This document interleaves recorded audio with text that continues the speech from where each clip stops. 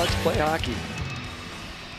From the Greenheck Ice Arena Olympic size rink, it is prep hockey, game 3 of the Marathon Cup tournament, and the consolation contest coming up first here with the DC Everest Evergreens and the Merrill East Co-op squad, the Blue Jacks against the Evergreens. And with Steve Miller, I'm George Hirsch, and we're pretty much set to go. To our right, we take a look at Eli Moe. Well, the Evergreens are going down on this side, so it's Michael Yankee in the net right next to us. Eli Moe down on the other end. The dark navy blue, dark blue, red, and white trim Blue Jacks on the far end. Evergreens right in front of us with the white jersey, green pants, and the gold helmets. Last night, it was Mosinee over East Merrill 5-1. And Wausau West pulled out a 2-1 win over the Evergreens in the semifinal. All set for the face-off. There it is. In the center, Ryan Begley, senior forward for the Evergreens, flips it over to the far corner. And right now, well, they wave offside, so it's just on a transition. Over on the far side, number 22 for the Evergreens is Davis Hackbarth, one of their, well, he's the only freshman on their squad. And in the starting line, skating with it, Jacob Jackus, trying to keep it in the neutral zone, his teammate Hackbarth. Now it's down with Christian Matson, number 18, taken away by the Evergreens, skating up the far side. Through the neutral zone, dumps it around the horn, over to the near side. Some line changes here as we're 1 minute into this consolation contest from the ice arena here as part of DC Everest High School. Okay. Back to retrieve, defenseman for the Evergreens, Herwig, Brennan Herwig, sends it around the far side to a teammate. Skating with it is J.J. Berdahl, one of their leading scorers, was theirs last year. The Warriors held him in check the other night pretty much, but he's their big scoring threat. Where's number 5? And he's right back here now on an icing call to retrieve. So, George, at the beginning of the game, you mentioned the goaltenders, and we do have 2 terrific goalies in the nets tonight for both teams. So, for DC Everest, it's Michael Yankee. He's got a 91.6% save average, so he's a top flight goalie. He's played a lot in net, and for East Merrill, Moe is about an 85% save average. So we've got 2 good goaltenders in tonight's contest. And Moe just had the first deflection save of the night down on the other end, as we're looking at this from ice level on one end of the ice rink. And this is Berdahl. Nice shot across the crease to the far side, and from there the Evergreens again control it. Just back skating. Leave it for Berdahl. He's their center right now, and right down the middle, and he leaves it for a teammate in front, and Moe with the grab. I don't know if it would have gone in, but Moe was there, had clear sight, and good reaction. Good job by Berdahl getting into the zone. He dropped the pass back, and good shot by Cody Schmidt with a great save by Moe. J.J. Berdahl has signed to play at Colorado College. So there's a DC Everest skater who will be playing Division I in the future. So congratulations to him, and way to represent your high school and your community. Yeah. On the face-off, the Evergreens get another shot off. And again, it was, no, this number 6 this time, Ryan Begley.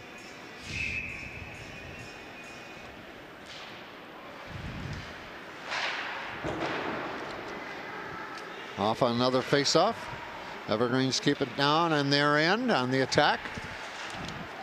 Corner, Ty Treader with it. And now,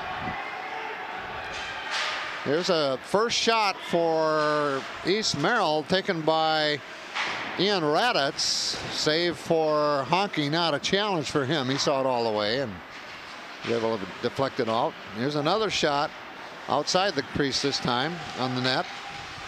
Now the Evergreens trying to back it out. Right now, East Merrill trying to be aggressive. Evergreens out in front all the way across the rink. One board to the other. Check into the boards, trying to clear it out. Finally, it's dumped back in by Begley. And Begley, one of the defensemen for the Evergreens. Now his teammate, Brendan Herwig, his partner in that role, trying to clear it out. But East Merrill, they're trying to be aggressive, Steve. They're real aggressive on the forecheck tonight. And interestingly, these teams both played about 24 hours ago. And I'm surprised at the pace already in the first period. Good legs under these guys. And East Merrill aggressive on the forecheck with 2 players on the puck almost all the time. Kind of a two-man forecheck and trying to keep the puck in the zone, which they're doing a great job right now, as a matter of fact. Again, it's Herwig back to clear it out. He's 6'2", senior, 185 pounds. Gets it up to Ben Pelican. Pelican, junior for the Evergreens. He wears number 9. Now he's coming out on a line change. And here's and that almost cost him, Steve, that line change, because East Merrill had a shot at it. Great effort by DeBrew on the slapper. Yep. Back to retrieve for the Blue Jacks, Ian Raddatz, junior. Here's a shot left in the net. Goalie watches it go by. Now the puck cross rink off the board. Again controlled by the Blue Jacks, but in their defensive zone. The Evergreens setting up. This is Ben Weller. Weller skates with it to the far side, uses his skates to keep it along the board, and there's a little challenge on the board for control. Finally pulled out by one of the Blue Jacks, who sets it up to Blake Raddatz.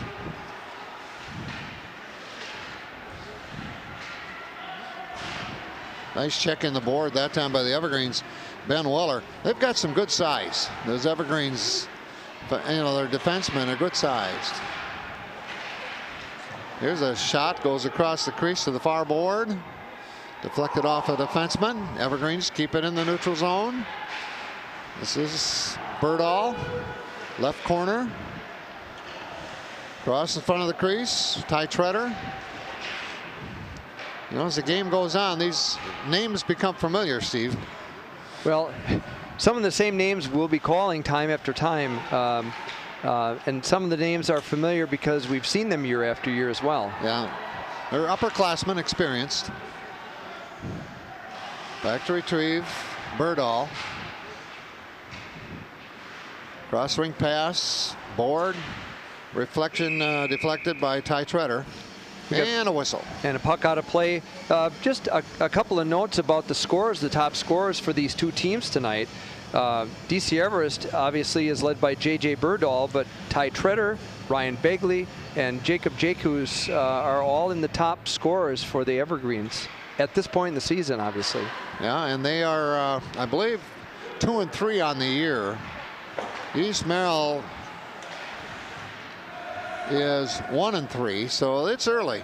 This is the earliest I think they've held the Marathon Cup.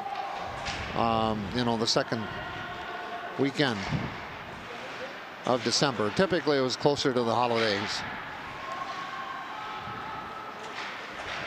Well, you know, the Evergreens are threatening. They're getting it in the net area. Now it's frozen along the board and cleared out by Everest. Number 4 is Jacob Jacuz, who's a sophomore, on a whistle. Good job in front of the net by the Evergreens. Good pressure. Had a man in the slot. And we've got a goal. That's how fast that one moved. Wow. I'm just going to comment on how the Evergreens had someone in the slot, and we have a goal. It's Evergreens 1, East Merrill 0, 9:42 left in the first period. So anyway, the Evergreens had it well set up in the front, had a person in the slot. We're going to do our best to get you the score, but because of the PA system in here, folks, we can't hear. The speakers don't go our direction. So if nothing else, we'll square this with you in between the first and second periods. You know, that was weird because nobody seemed to celebrate. I mean, we don't have the crowd here yet. This is early. So we didn't hear the Everest fans. And the benches didn't seem to, react. Could it be that many people weren't paying attention, do you think, George? Well, it's just those things. I'll tell you what, hockey, things can happen so quickly. Well, that was boom, boom, and it was in. And then, the excuse we're going to make is we're 200 feet away from the goal. Yeah, we have to have an excuse. Well, we could also watch our monitor, I suppose. Yeah, that's true. Well, you can see now the bench, the Merrill East bench, in their dark uniforms as they get set for a face-off.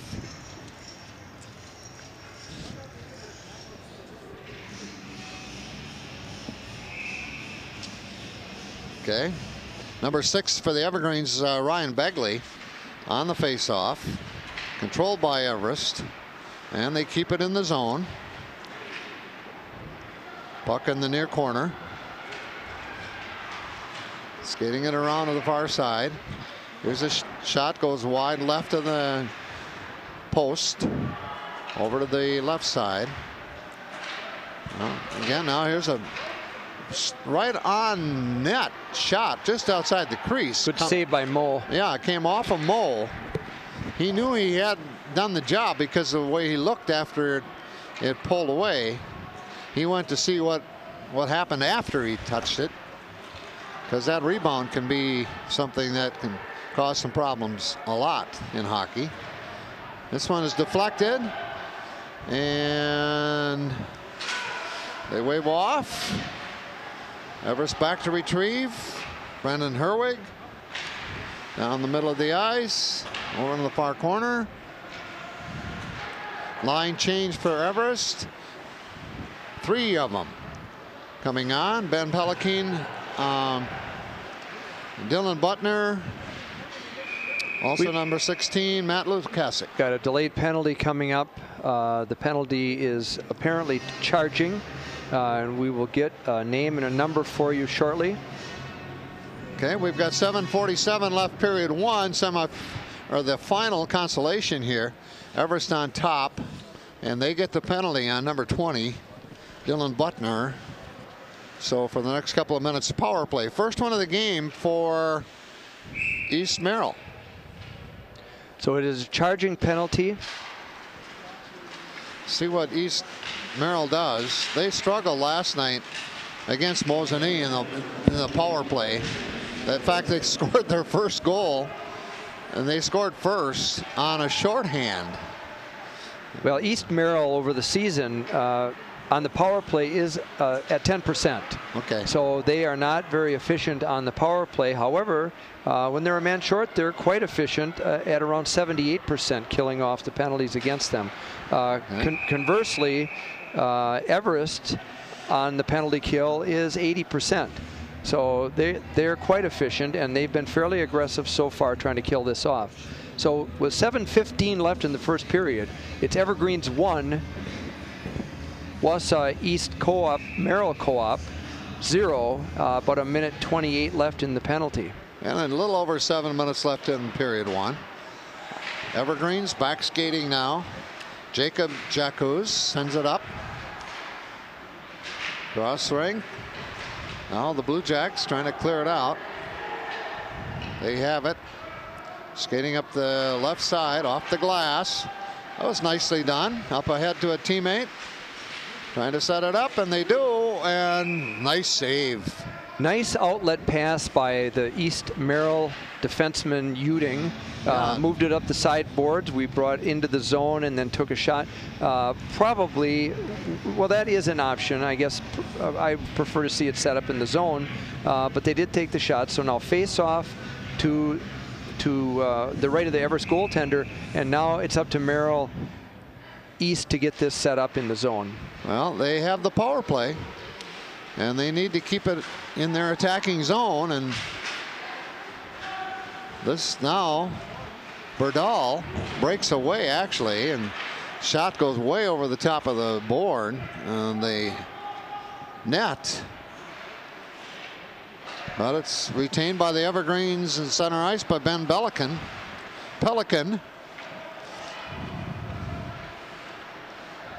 That's up ahead off. And it's going to be an icing. Going to have an icing. That's a tough thing to have happen to you on the power play. East Merrill Co-op a little bit disorganized on the power play breakout. There are a couple of adjustments that they're going to have to make to be more efficient and to get the puck into the zone. It's really tough to give up an icing when you're on the power play. Brennan Herbig and Davis Hackbarth. Some of that first line out there for the Evergreens now on the penalty killing unit. But we're down to about 15 seconds left in the penalty, and the Blue Jacks are in their own zone, so it doesn't look good for them to, well, this didn't give up. Here's a shot, a little high, got a good stick on it. Now both teams are at full strength. Everest did a good job of killing that off. They maintained their 80% kill rate and have probably just upped it a little bit, percentage point or two, but good job by Everest. Good aggressive play, almost a little overly aggressive, getting guys deep in the zone, but we're 5-on-5, and there's a shot from the slot. Good attempt and a save, and a referee lost sight of the puck, so there's a whistle. Probably find the puck in the goalie's glove. The thing that Merrill East has to be concerned about, they never set it up, really. Well, power play. In order to set it up, you got to get in the zone. They didn't get it in the zone. They did have an opportunity with a shot, but the thing that these players have to remember is that there is an outstanding goaltender standing in front of them, and it's going to be hard to do a 1-on-0. And that's what they were trying. It's kind of single. It's really a 5-on-4. So, but we're back to full strength. We've got 5 minutes left in the first period. Everest 1, East Merrill Co-op 0. Mo, paw on it outside the crease. So an entire line change for the Evergreens here. The whole 5.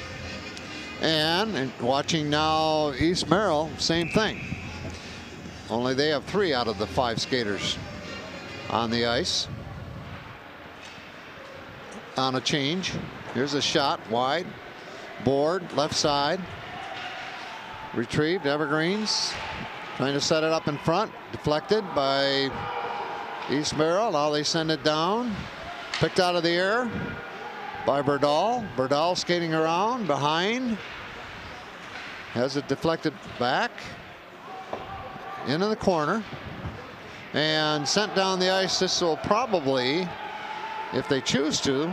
It was waved off before. Yeah, it was touched on the way out. So Berdahl knew too, so he went back and picked it up. He may have known, or he may have seen the official make the call. Yeah, I think he did, because he was looking back trying to make a decision. This one is high off the glass behind the net. Number 14 is James Paulicki for the Blue Jacks. Good job of keeping it alive down here in the offensive zone. Yeah. And we've got offside, I believe. Offside. Yeah. 4 minutes left now in this first period. 1-0 Evergreens. Good pace. Yeah, we've got a good pace. A lot of back and forth. Big sheet of ice. 1 penalty, so it's been a good, clean first period. A couple good shots, a couple good opportunities for both teams. Everest is up by 1. And off the face-off, they send it all the way across the rink, down in the corner. And the Blue Jacks now. Nice pass. Dumped in. Over to retrieve for Merrill East. Jared Heller, sophomore, a Merrill student. We've got like 13 Merrill kids and 11 East kids on this squad. Puck behind the net. Contested. This is Heller. Taken out of the air. And, you know, the Blue Jacks are sending it. They're clearing pretty much, giving themselves a chance. Now they have a line change. That was the purpose there. They're in kind of a dump and chase mode. Yeah. So they are taking the zone. But if you're going to play a dump and chase game, they're going to have to get the puck in the zone deep and get 2 players on it right away. And so that's kind of been a deficit move for them to play dump and chase if they don't get 2 players on the puck right away. So if you send the puck in, get a player on it right away, and then back that player up along the sideboards or down deep so they can hold it in the zone. And by that time, the rest of your team is in the zone with you. Well, there's a shot grabbed by Mo. Shot by the Evergreens. 2.5 minutes left. First period, 1-0 Evergreens. Face off. Well, when you look at this rink, Steve, and you go to Marathon Park or some of the other facilities, you know, the one up at Eagle River has character. That's history. That is cool. An amazing facility. I've had opportunity to play in that building, do summer hockey school in that building, and that's a treasure for the entire state of Wisconsin, if not for the Midwest. It's the home of the Wisconsin Hockey Hall of Fame. And if those rafters could talk going back into the 20s and the 30s, it would be just absolutely amazing. However, here we are at the Greenheck Fieldhouse. Yeah, it's totally different. Totally different. However, someday these walls will talk. Oh, yeah. And this is just an amazing, amazing high school and community facility attached right to the high school. Yeah. These kids don't have to leave the building to go to practice. I've done summer hockey schools here. There's nothing finer. You've got classrooms. There's a dryland training area, food services here. It's a fabulous. There's a shot. Backhand. Save Mo. So what an asset for the community. Yeah, it is. It really is. Just absolutely amazing. And the crowd coming in. Starting to filter in. Yeah, they're coming in. And by the time we're into the championship, the place will be full, I would anticipate, just like last night. Yeah. But we've had a good first period. Minute 37 left to go. It's Everest 1, Wausau East Merrill Co-op 0. If we just look at this first period, Steve, it seems to me, and you've talked about it a little bit, the strategy for East Merrill is basically, let's keep this thing close and give us a chance here and there, because they know what kind of goalie hockey is. Evergreens have Michael Yankee. He's tough in the net. East has had a couple opportunities. Yeah. I think the bottom line is, as we talked about earlier, get the puck in the zone, double it up, and see if you can get it to the net, put it in. Well, the Evergreens are on the attack now. Here's a slap shot. Had smoke on it, but it missed. Went to the boards. Evergreens just keeping the pressure on. Good goaltending by Mo. The pressure was nice on. Job. He really he's getting halfway decent help. His forwards have come back. His defensemen are there to help him out. He freezes it up. Talk about someone who takes up space. He's a good-sized kid, and he's faced a lot of pucks over the last year. On the faceoff, we're down to 45 seconds left in this first period now. Is a lot of action. One goal, net by the Evergreens. Here's a shot, comes off the shoulder of a teammate by the Evergreens. Standing there hoping for a deflection for Everest was Ben Pelican, and the ball came off his shoulder. Or not ball, but the puck came off his shoulder. Now we're down to 20 seconds left, and tell you what, East Merrill is just hanging on right now. Good flurry by the Evergreens again. Good save by Eli Mo. You've got a 19-second shift left, and then time to head to the locker room. Try to regroup a little bit if you're East Merrill.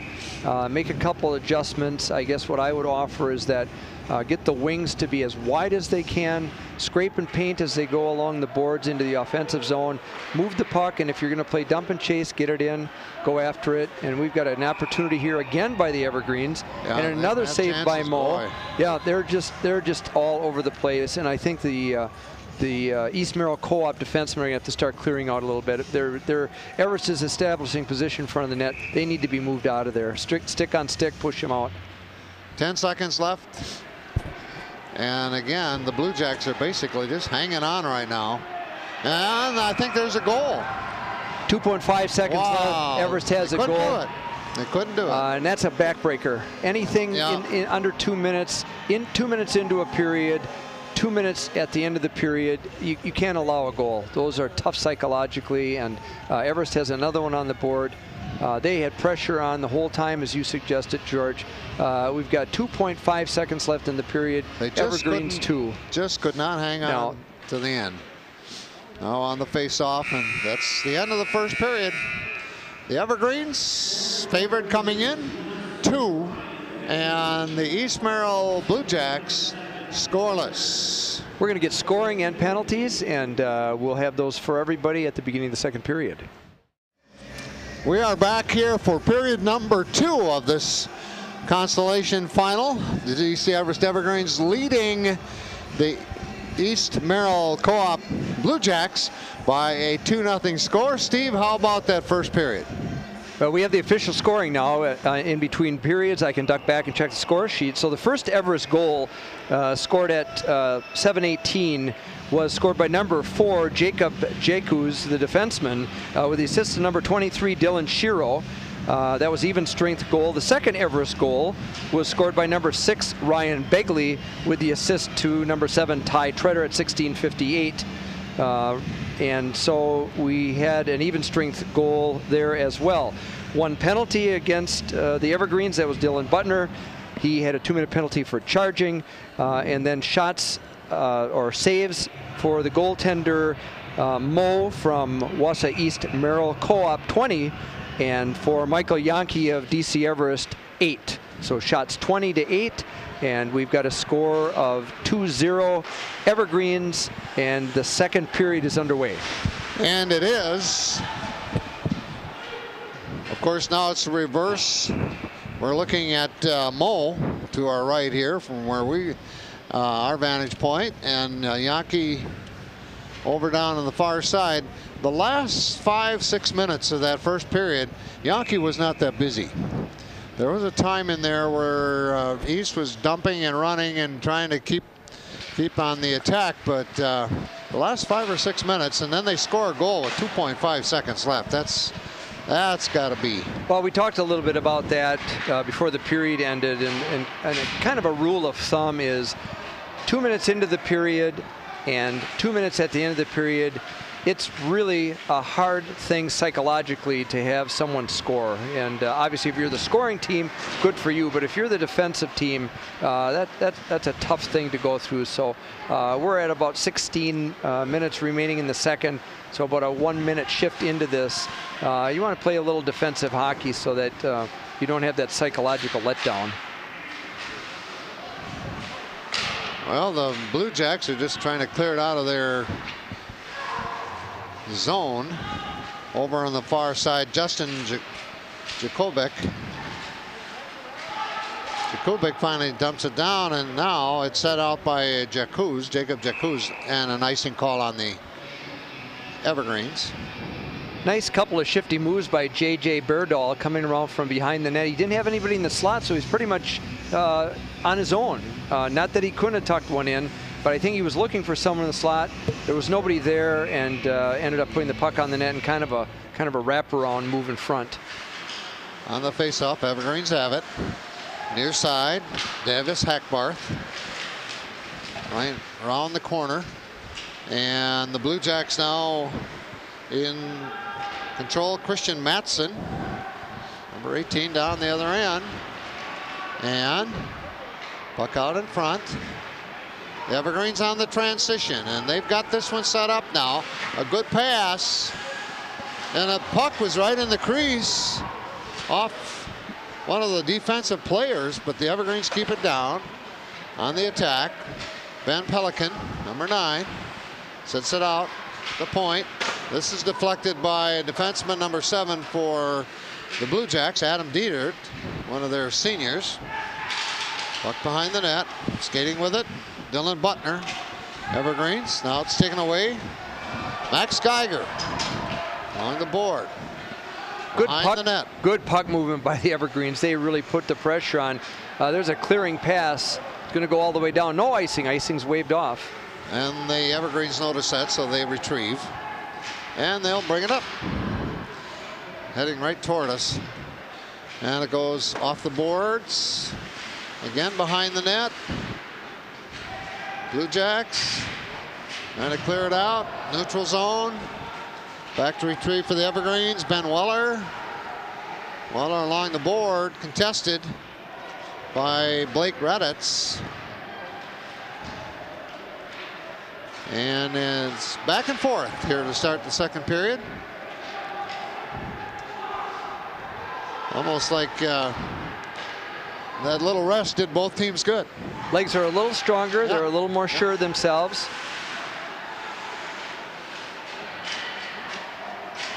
Blake Raditz, a freshman, number 8 for the Blue Jacks. He's been involved now in a couple of defensive moves for the East Merrill squad. Cross rink all the way to the far board. Over to control. Alex Griffin. Griffin behind the net to Ty Treader. Ty Treader is number 7. Puck on the back again. Picked up this time by Heckbarth of the Evergreens. Back out to the slot. Shot, save, Mo. Last night we talked about the teams that have brothers playing for them, and the West squad in specific, but there is a little bit of a hockey lineage here for the Evergreens in that Ty Treader, son of Todd and Krista Treader. Ty's dad played for the University of Wisconsin-Stevens Point, was a hard-nosed forward, national champion, played with one of our former players from Wausau West, Chad Zowen, and so Ty has developed into a fine young player and has done a really good job. He is a junior this year, but it's fun to see these young men who we remember as 3, 4, 5, and 6-year-olds beginning to skate, and now here's Ty Treader playing well for the Evergreens. Mo had another save off of a face-off. Pretty simple save. He covers a lot of territory. Good size kid. His waist comes almost to the top of the post there, and it's a 4x6. Well, Everest lists their heights and weights, and the Blue Jacks don't. So we won't even guess. All right, I'm gonna guess that he's a 6-footer. Oh yeah. Just by where the crossbar comes. Oh, yeah. And maybe I'm off a little bit, but he's a good-sized kid. He has, like we said, he's seen a lot of pucks, and he does have nearly 85% save average, so he's done a good job. And remember, it's always the guys you have in front of you too, George. It's, oh, yeah. How are the defensemen helping you out? How are the forwards helping you out? It's not always just up to the goaltender, and sometimes folks forget that, including moms and dads and the fans.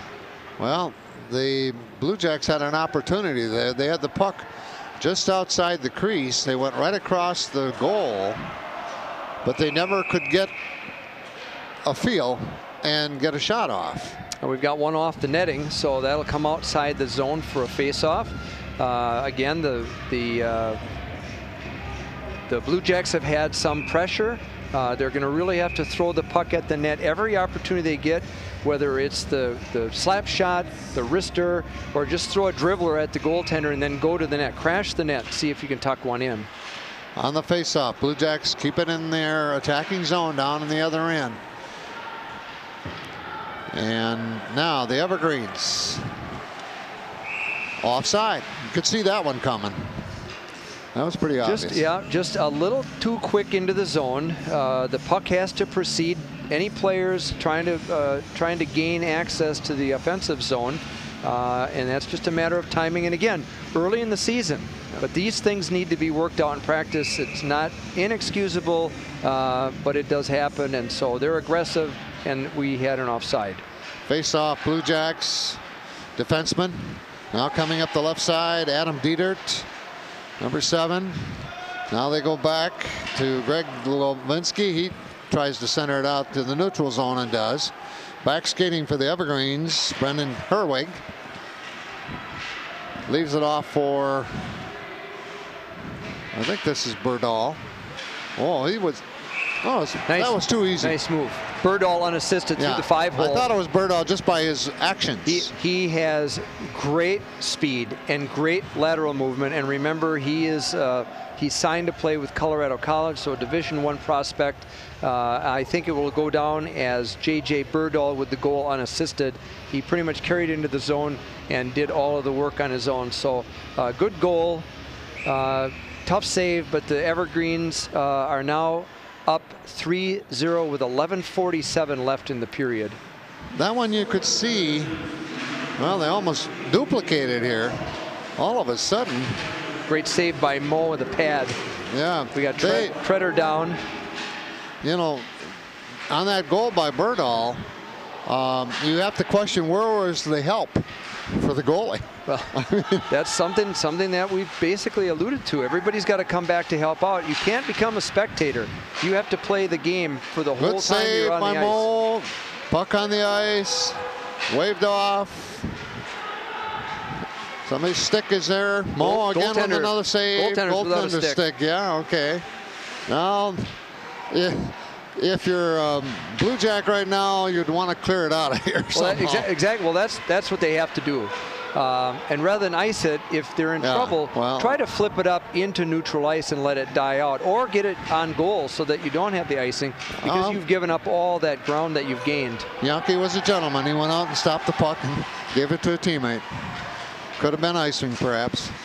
Nice pass along the boards, but nobody there for the Blue Jacks to retrieve. So back to get it for the Evergreens is Jacob Jacuz. He's a good size athlete, 6'2", 185 sophomore.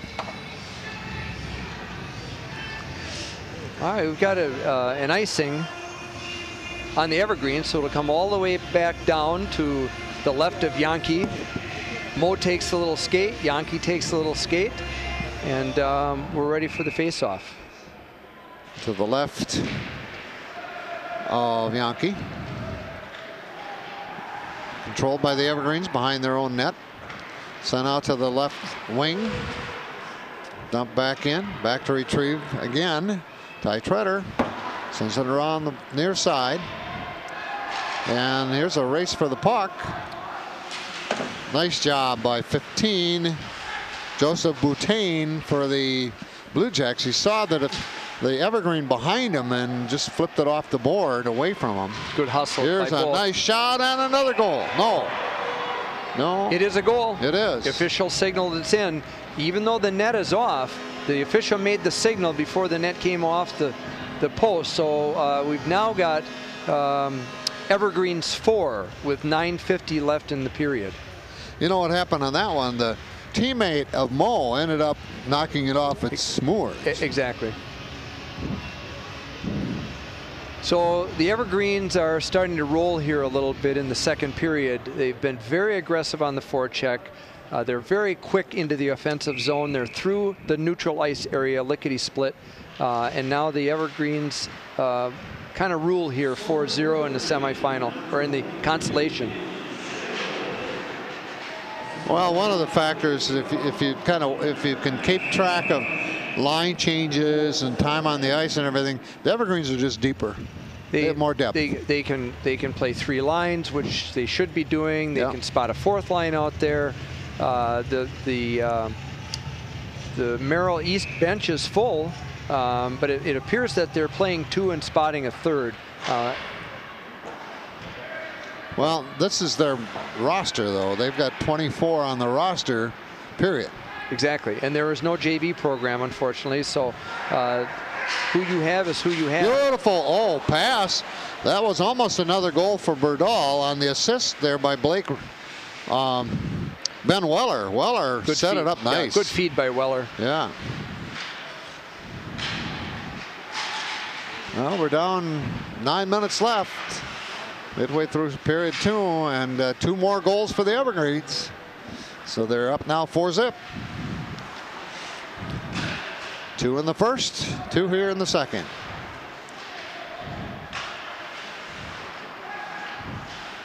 Oh, here's we got a break. Nice opportunity, but good defensive play there by Treader. He was able to catch up with Capella, down to Capella. and flipped the puck away from him. He had a couple steps on him, but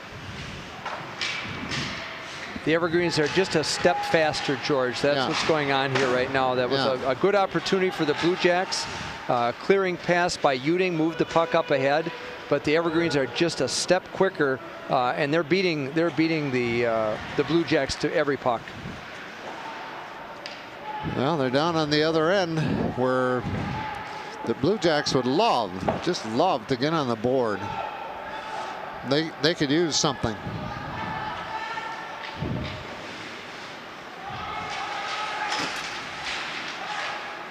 Oh, beautiful pass in the front of the crease, but the player whiffed on it. He had it right in front of Mo, and he whiffed. There had to be a little bit of a miscommunication, though. Visually, we're not hearing a lot of chatter, and again, we're behind the plexiglass. But line mates should be talking and yelling. And honestly, we haven't heard anything. It should come over the top of the glass, but that was almost another goal for the Evergreens. 7:45 left in the second. It's Evergreens 4, East Merrill Co-op 0. Shot off Mo, rebound off a defensive stick. Back to retrieve it, Treader. Now the Blue Jacks, Max Geiger, one of their 4 seniors on there, skating with it. Christian Matson. Matson leaves for a teammate. A shot and a save. Opportunity for the Blue Jacks. Yeah, but nice job moving the puck ahead. Nice little combination, drop pass, shot on goal, and that's exactly what we've been talking about more or less since the first period. Take that opportunity, make a couple quick passes, put the puck on the net, give it a chance to drop. Now, you've got to get it by Yankee, who is an outstanding goaltender, but if you don't put the puck on the net, there's no chance that you're going to score. That's just obvious. That looked for the Blue Jacks like something they could build on. One of their best opportunities of the night right there. Yeah. New line in there for the Evergreens, Ben Pelican. And a little scrum in front of the net. They're just putting on pressure here. Pelican puts it out in front. Now taken out by Ian Raditz of the Blue Jacks. Berdahl in a little spinorama stick handling clinic. Oh, look at this. Oh, what a save. Straight on shot. Great save by Mo. We got a delayed call coming here on Brennan Herwig with that shot, and Mo just right there. Yeah, we've got a penalty coming on the Blue Jacks. We've got a delay, then we've got an Evergreens player down as well. So we've got Ben Pelican skating off. He took one to the head the way it looks. Yeah. And then we've got a penalty coming up on Adam Dietert, and appears to be for roughing. Well, there's a stoppage in play. Everest 4, Blue Jacks yet to score. 6:20 left, period number 2 in this consolation final.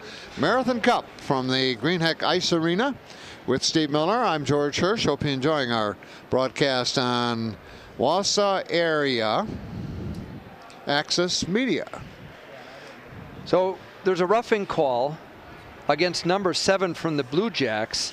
That's Adam Dietert, their senior defenseman. So 2-minute penalty for roughing. That puts the Evergreens back on the power play, and we've alluded to their power play percentage previously. They are running at about 80% on the power play. So out of every 10 power plays, they're going to score on 8 of them, George. And so right now the faceoff will take place to the left of Mo, and the opportunity now is for the Blue Jacks to move it out. Now they've been given another penalty, so it's a 5-on-3. That one we missed here. Herwig has also been put in the box. So we've got 2 penalties, 2 minutes each. So it's a 5-on-3 for the Evergreens for 2 minutes. Good job of clearing the zone by number 17 for the Blue Jacks. That's Raditz. Raditz clears the zone, and so we've got this 5-on-3 continuing. There's going to be an icing called on the Evergreens. This is something that over the years we didn't practice all that much at Wausau West. 5-on-3 opportunities, they just don't happen too often. Right. Obviously 5-on-4s, 4s-on-4s. This may be just a little bit of adjustment for the Evergreens, depending upon how much Coach Van Slyke and his crew practice 5-on-3s. Same principles apply. Break the puck out, get into the zone, set it up. So here they come.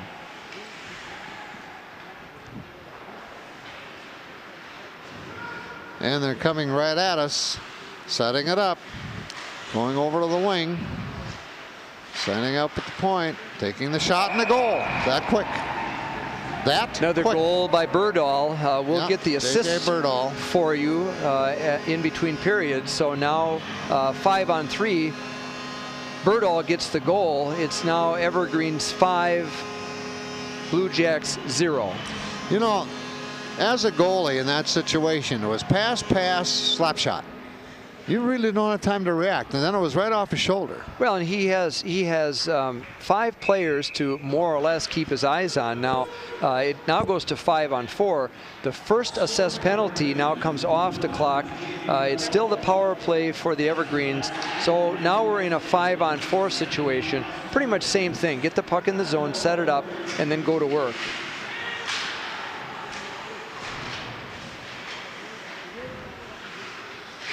You know, I look back at this as we have 5 minutes left in the second period. That goal at the end of the first period with 2.5 seconds left was a big factor. Well, we talked about the psychological aspect of goals being scored with under 2 minutes left in the period. Those are tough things to overcome. You've got that in your head all the time.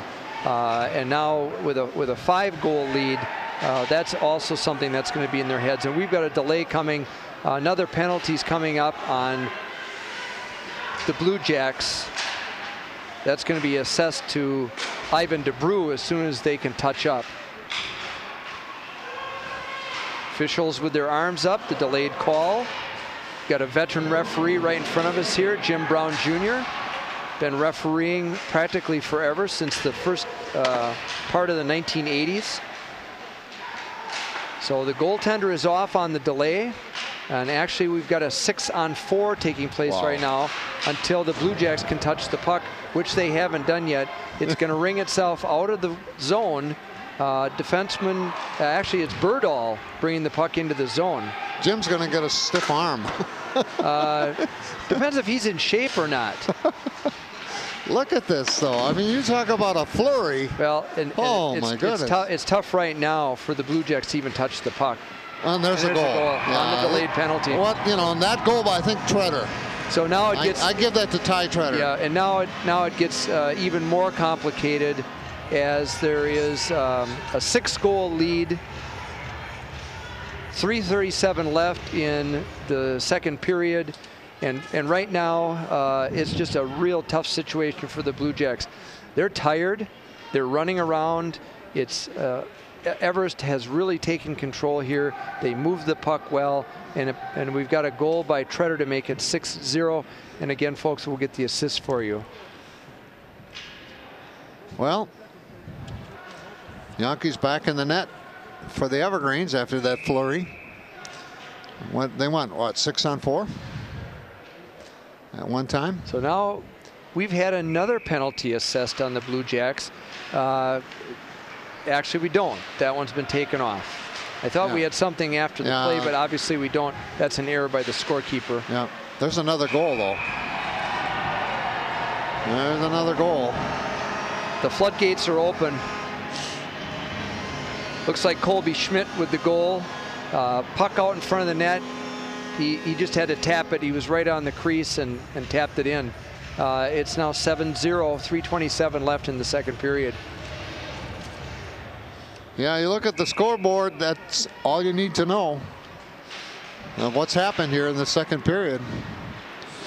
You know? No, it's been a 5-goal period for the Evergreens. Yeah, and that's a lot. It's kind of getting away, but now this is an opportunity to get other skaters out there.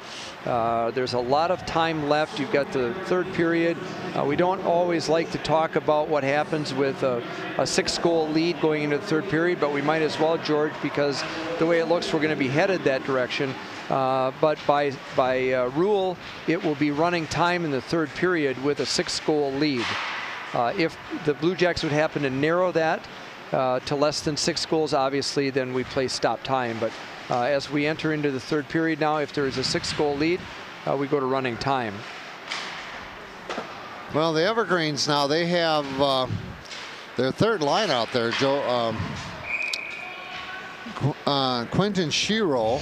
This could be their fourth line. Brandon Jelic, sophomore or junior. That's always a tough decision when you're behind the bench. Do you want to spot those kids this early when you have this lead or not?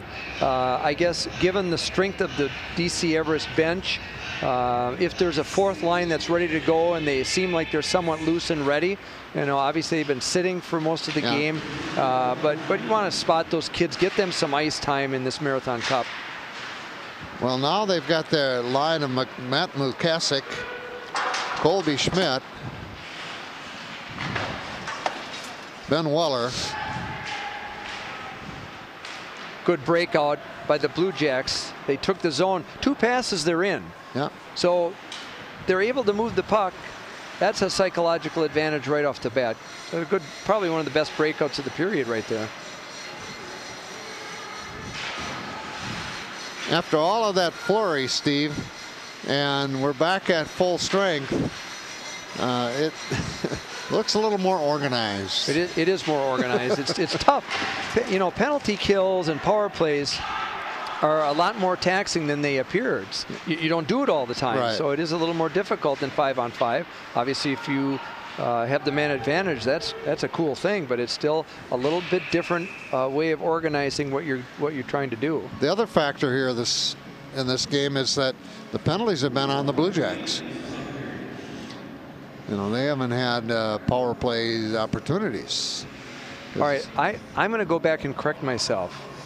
We're running time right now, so it is in the second period. Okay. The National Federation sets a parameter for running time, and then the states make the determination. So it's a 6-goal lead in the second period, not after the second period. I apologize, folks, but we are running time right now in the second. Okay. Unless the clock operators made a mistake, but generally the referee will say, okay, Mr. Scorekeeper and clock watcher, this is what's happening now. It's running time with a 6-goal lead. So coming up on 10 seconds left in the period. Yeah, it's running time, and that'll take care of the period. So we've played 2, 1 more to go. After the second period, the Evergreens, DC Everest 7, the Blue Jacks of the Merrill East Co-op squad scoreless. We are back here at the ice arena. Quickly, a recap of period number 2, Steve. We had 5 goals scored in the second period, so we're going to run through those quickly with you. The first goal of the second period scored by J.J. Berdahl, with the assist going to Brendan Herwig. The second goal of the second period was scored by number 23, Dylan Shiro. The assist going to... That's Berdahl. To J.J. Berdahl and number 9, Ben Peliquin. The third goal was J.J. Berdahl with the assist to Matt Lukasik and to Alex Griffin. The fourth goal of the second period scored by number 6, Ryan Begley, with assist going to Jacob Jacuz and to Ty Treader. And then the fifth goal of the period scored by Colby Schmidt with the assist to Grant Ertl and to Ben Weller.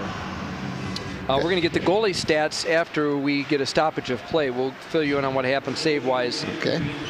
Third period underway, running time. We'll try to catch up on the lines that are playing for the two teams, because we're going to see some more skaters out there. We've got a change in goal for the Evergreens. Okay. So now in the net, Ethan Hurt. We've got Ethan Hurt. He's a sophomore, and he is going to get some ice time tonight in the Marathon Cup. And I would imagine that that the coaching staff from the Evergreens has talked about getting that third and fourth line out, get them some ice time, which is exactly what you want to do under a situation that we have here with running time and a 7-goal lead. Well, they have Ryan Stevens out there in this line. Number 12. Talk quickly about saves in the second period. For the Blue Jacks, Eli Moe, 21 saves to give him a 2-period total of 41. For Yankee of Everest, 2 saves for a 2-period total of 10. So obviously the Evergreens have way outshot the Blue Jacks 41-10. On the face-off, Blue Jacks control, set it up point. Working it around, set up their little triangle. They've got a power play going now. Their first of the night, I believe, for the Blue Jacks. And a little bit of a miss on the slap shot, but they keep it in play behind the net. And number 5, Ivan DeBrew, slaps it along the board. First power play of the night for the Blue Jacks, East Merrill Co-op team. And they keep it in play. And now the Evergreens send it down. Evergreens number 26, Brennan Herwig, and number 10, Brandon Jillick are the defensemen. The center is number 2, Justin Jakubek. For Everest in their white jerseys, gold helmets. Puck bounces up in the air over the goalie. Hurt. Goes to the far side. Well, we've got 30 seconds left in this penalty. Blue Jacks have done a good job of keeping in the zone. They've moved the puck around a little bit. They've held the zone. There's a shot on goal from the point. Yeah. And just about as quick as we get a good shot off by Joseph Boutain, the puck is cleared, and now the Blue Jacks are going to break it out on the power play with about 15 seconds remaining. So they're going to have to hustle, get that puck in the zone and go to work. Yeah, they're trying to get it in front of the net somehow. It's along the board on the far side and now behind the net. They get it over here to Vanya Thorson. Vanya Thorson, number 3. James Pollicky's number 14, the defenseman. And we're at full strength. Both teams full strength. Blue Jacks stay on the attack.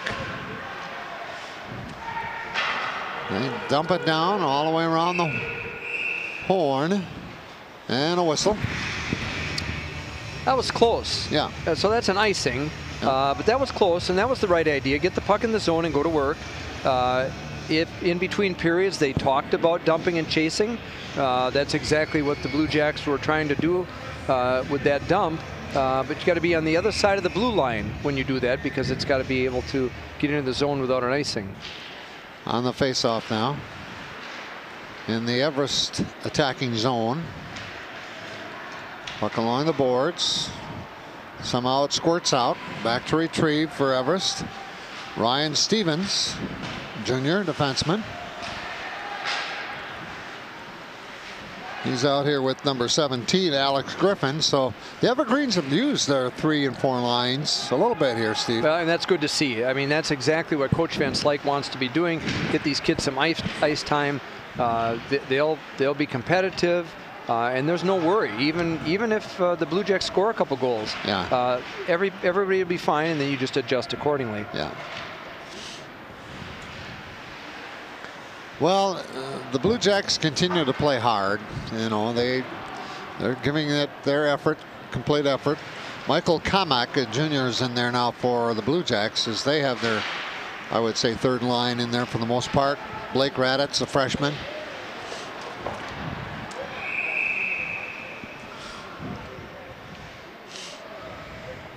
Stoppage of play. The goaltender's down. Oh. And that's not a good sign. No. No one has left the Blue Jack bench yet to come out. Here comes Coach Hausworth out to check him out. We don't know what's happened, folks, but obviously a member of the coaching staff is on his way out. We've got a goaltender down. And obviously we didn't see what happened either. We don't ever want to see a player injured, and we hope that everything is going to be okay. Well, they did have a penalty on the action that just took place, so there will be a power play coming up here. It's you know, a stop clock because of the injury, of course. The penalty's been assessed to the Blue Jacks. So on the scoreboard, they're showing number 12, Phil Pesey. He has a 2-minute penalty for what? We're not quite sure. We're going to see if we can get that through the PA system, which is difficult. Interestingly, with a player down, and obviously we have a very quiet and concerned crowd. And we've got an official over at the door, and some medical help is coming out onto the ice. And so far, Eli is quite motionless, which is a concern. And we hope, obviously, that everything is okay. There's a little bit of leg movement. The official is helping the medical person or the trainer out onto the ice. And so far, there hasn't been a lot of movement by goaltender Eli Moe. Well, and the benches, you know, sure, they come over by their coaches and they do some talking, but that's not where the focus is right now. No, exactly. Again, it's difficult to see a player down. It's difficult to see any high school athlete down. And again, we hope that it isn't anything serious. He's being tended to, and I know that for a fact there are athletic trainers who are here all the time. One thing that's happened in the Wausau area hockey for years and years and years, not only are there athletic trainers at each game, sometimes there are pediatricians or other physicians who become part of the team or part of the hockey association. For years and years at Wausau West, we had a number of physicians who were with us all the time. Back in the 80s, it was Dr. Bob Poole who was with us. He was actually on the bench with us. And back in that era, he'd even stitch kids up if there was a laceration. Right. So we were always fortunate. There's only so much that the coaching staff can do medically. After Dr. Poole, it was Dr. Matt Clark who spent time with us and with the program and on the bench. And it's a relief to the coaching staff to have that medical personnel with you, whether it's an athletic trainer or a physician. So we have... he's on his haunches. Yeah, Eli's up on his knees. And is it a concussion situation? Is it a back? And it would be unfair for us to speculate from our vantage point. But you know what? It is good to see the help. You know, he's surrounded by help. Well, it's reassuring for the players on both teams. Yeah. And imagine being a parent and your hockey playing son or daughter is down on the ice and not moving, motionless. That's a tough thing. So it's looking better, and at least he's up and not lying flat on the ice. Well, Steve, we can recap a little bit here while we wait. Again, it'll be a power play coming up after Eli is taken care of. We have 12:12 left, a running clock. We go back to that first period, 1-0, 3 seconds left in the first period. And with 2.5, the Evergreens score a second goal. That basically changed everything. Psychologically, very difficult. In between periods, you try to adjust as a coaching staff and as a team. And I would imagine they offered those words in between periods. But then in the second period, J.J. Berdahl opened it up. And then he did have 2 goals in the second period. And actually, if you look back at all of the scoring, it was pretty well spread around. No one really dominated. You know, up and down the score sheet here. There are actually in the 7 goals, there are 6 different players scoring. So that's a pretty balanced attack.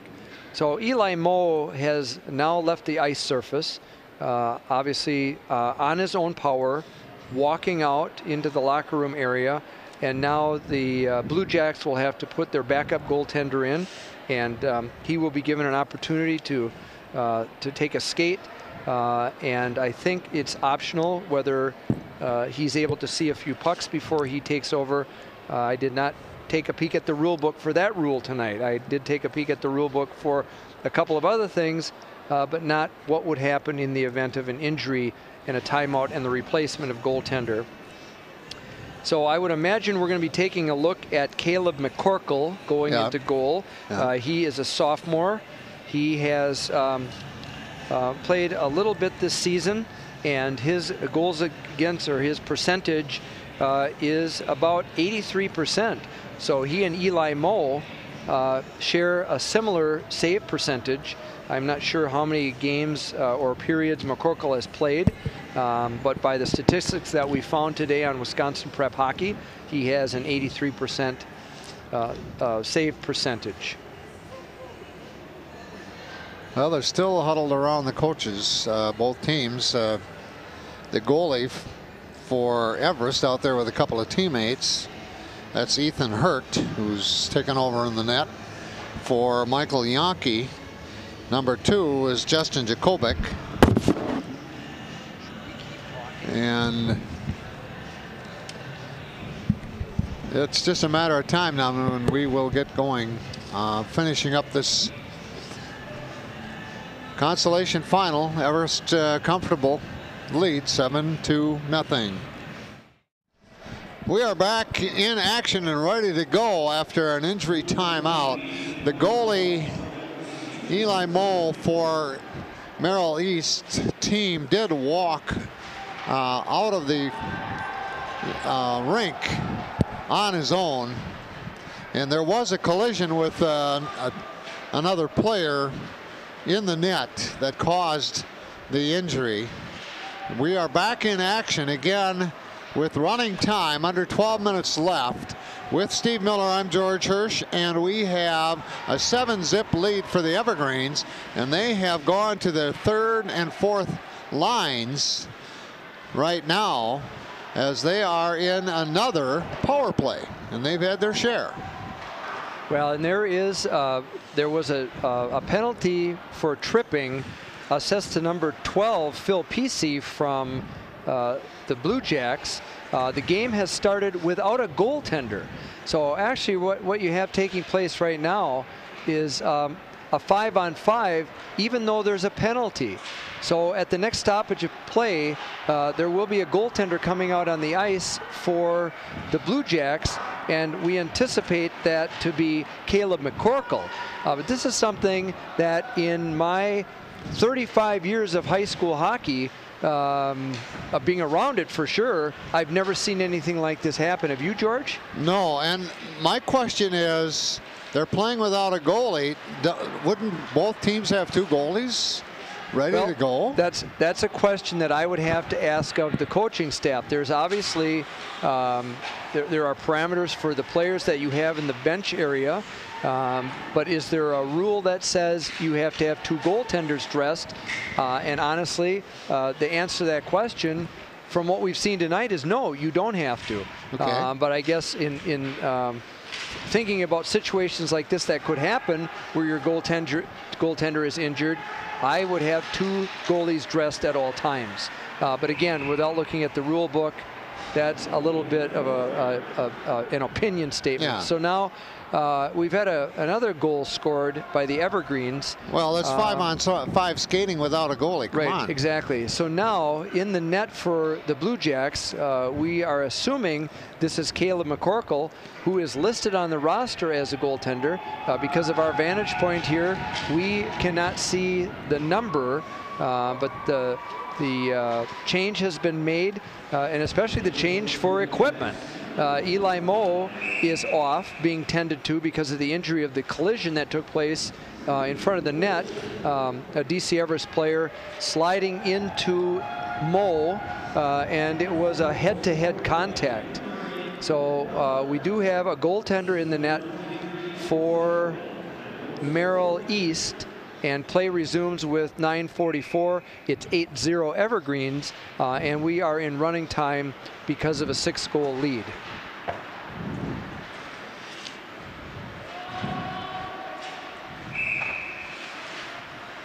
And we'll have an icing. You know what happened here, Steve? The goalie for East has picked up and is wearing Eli Moe's uniform. So he's out there as another number 33. All right. So we don't know if it's McCorkle or who. Well, so McCorkle is listed as 85. Yeah. And folks, we're sorry that we don't know more about this in terms of who's on the bench, who's ready to play goaltender. It might not be Caleb McCorkle, but we're just going by what we're seeing on the roster. There are no other players listed by position who are listed as goaltenders. Right. So with that, we're going to stop talking about what we don't know. But what we do know is that this is the consolation game of the 2017 Marathon Cup, coming to you from the Green Heck Ice Arena. We have around 8 minutes, 35 seconds left to play. 8-0 Evergreens, third period. And again, I go back to the end of the first period when the Evergreens scored their second goal with 2.5 seconds left. The first period was competitive, very competitive. I mean, Merrill didn't do some things, you know, to score, but they were at least keeping the Evergreens within reach. But that second period, there was such a flurry there. I think there were like 3 or 4 goals in a flurry in that second period that opened it up totally. And that's the bottom line. We talked about kind of the floodgates opening up, and that's what has happened. So in the second period, there were 5 goals scored, and Evergreens just really outshot and outskated the Blue Jacks. But you mentioned earlier, George, about the Blue Jacks don't give up. You know, they've continued to skate. Nobody's hanging their heads. They hustle in and out of the zone. They're trying as hard as they can. And so when it comes to giving effort, despite what the score is, the Blue Jacks continue to play. Well, there's always a factor, and we both know this, and the kids know it too. There's more talent on the Evergreen team. There's more depth. There's more experience. There's more talent. So we'll go play and we'll learn from it. We'll gain some experience. We're going to give them a battle because we want their respect. Exactly. Even though the score is 8-0, we still want the Evergreen team members. That's what it's about there, is the team members. Right, and that's the key to the team. And to go back to a couple of years ago, when the East High numbers were dwindling, when the Merrill numbers were dwindling, when both of those programs were more or less on life support, right. The schools came together and they decided the best thing in the interest of East Hockey and Merrill Hockey would be to create a co-op. And co-ops are all over the state of Wisconsin, so I'm pleased that it worked out that way. I can't imagine administratively if I were at the school setting or having to deal with players being transported, or coaching staff moves, or players leaving the program. I'm sure there were certainly a lot of ups and downs that took place, but credit to Wausau East High School and their leadership, along with Merrill High School, for keeping these kids on the ice, because that's what it's all about. 10 years from now, they're long gone from high school hockey, but they still will have that ability to go out and play in the old man's league, or play pickup college hockey. Or tell stories. Or yeah, because listen, do I have a chance to tell a couple right now? Yes, you do. No, we better keep going. No, it's running time. 5:40 left, and we're going to keep telling you folks what's happening out here. There's a breakaway. Everest on the rush. And nice defensive move.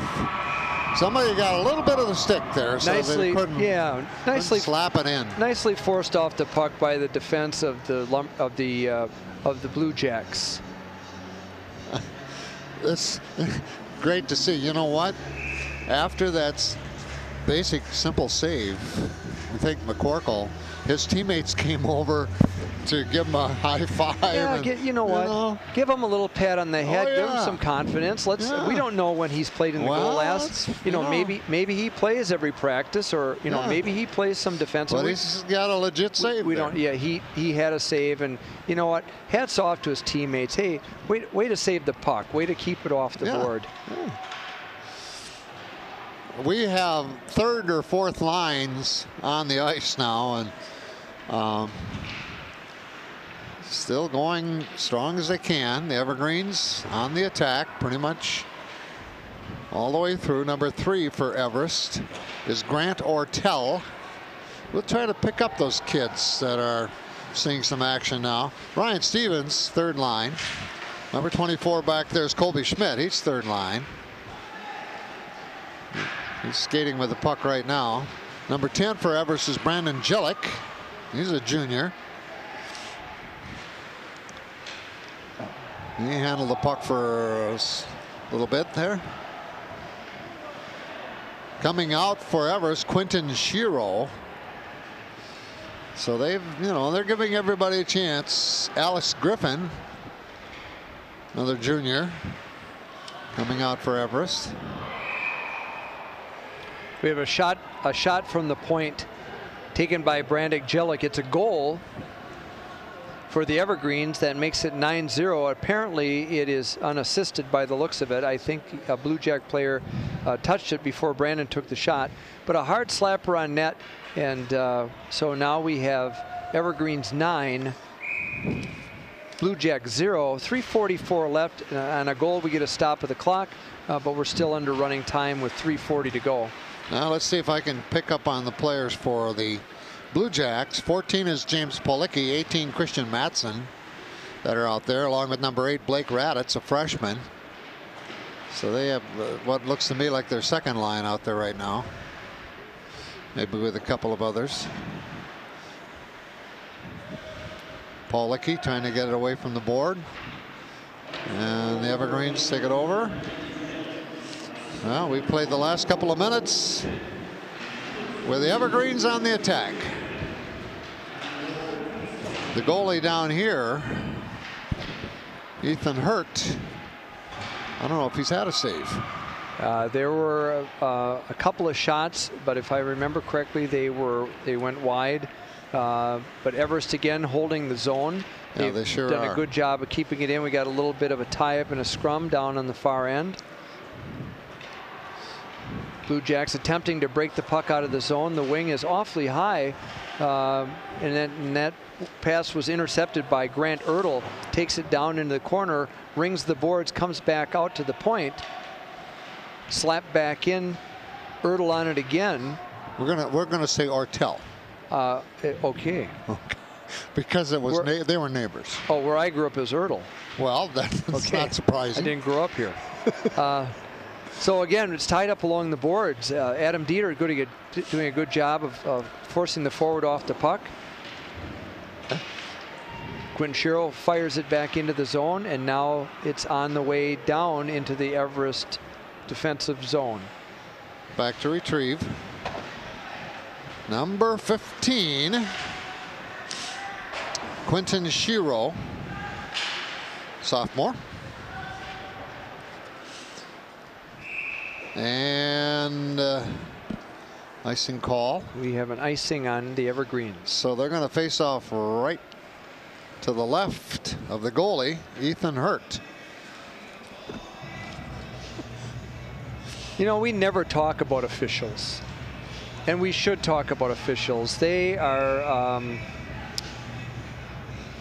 an integral part of the high school hockey scene here, and luckily for the Wausau area, a lot of the faces are familiar year after year after year, and we have some officials in the Wausau area who are second generation. Yeah, I can name a few. And that's really great to see, and we have one out there tonight, Jim Brown Jr., who has been officiating since the early 80s, does an excellent job, is very involved.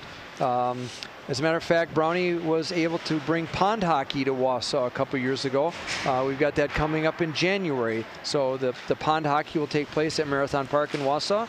And credit Jim Brown Jr., and his dad Jim Brown, for playing a part in that. So thanks to our officials, and then also thank you to the minor officials, the guys that work the clock and the scores table and the penalty boxes. It can't happen without these extra folks around. So hockey is a sport, Steve, where officials, it's really important to keep control on the game, and they have to.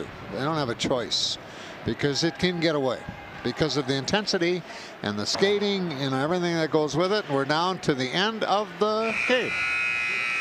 So your consolation champs in the 2017 Marathon Cup, DC Everest. The final score 9-0 Evergreens.